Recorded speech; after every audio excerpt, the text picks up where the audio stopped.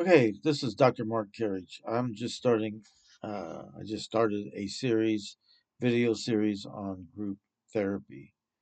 And this is part two of that group norms. Um, so I'm going to bring the PowerPoint up. I think hopefully we can watch it. Any rate, the title of this is session, group session part two, group norms, functioning, effective factors.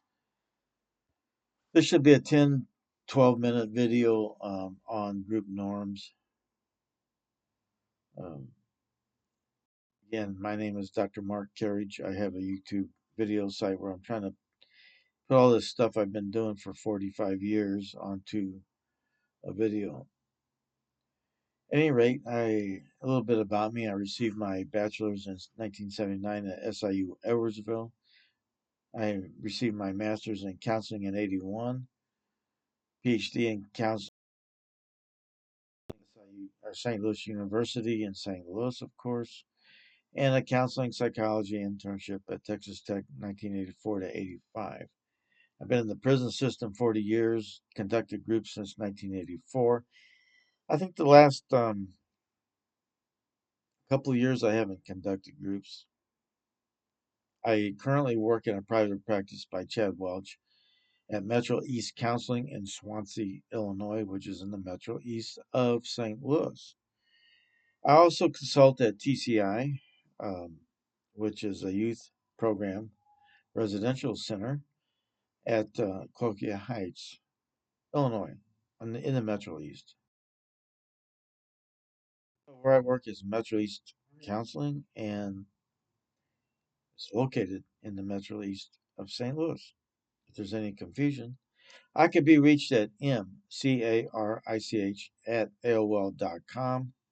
And yes, it's AOL.com, and I still have a flip phone. Now, Matthew Adams is helping me in this situation of YouTubing because I quite don't really have the hang of it yet. Seems to be a struggle. At any rate, he's not present, but he works in the office as a therapist part time.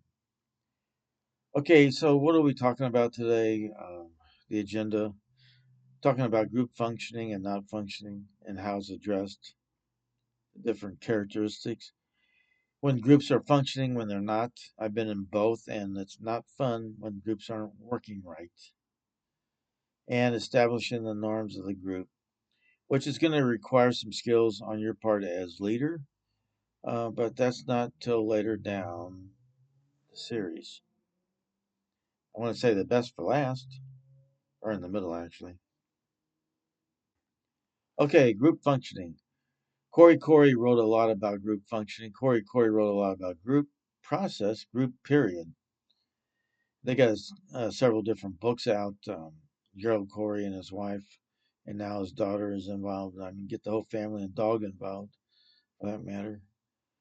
Um, so anyway, they talk a lot about functional and dysfunctional groups. Later on in the video, PowerPoint, which I hope you can see. If you can't, email me and I'll send it to you.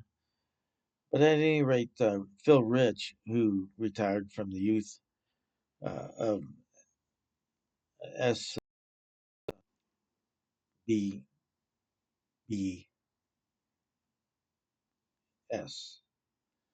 I hate to say that naughty word, sex, but this is a professional issue field.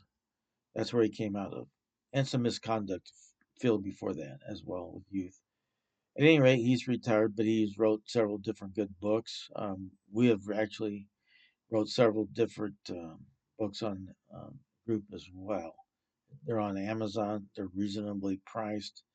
A lot of details, a lot of details in the whole group process, including techniques and the whole thing. I keep forgetting I'm plugging my own work in there. But let's go with Corey. He says group functioning. When groups are working, Members trust each other, at least to some degree. They trust the leader. The leader can trust the group on some degrees. Goals are very clear and concrete. There's a sense of members are feeling included, inclusion. They feel like they're a part of the group. Yeah, this is my group, our group.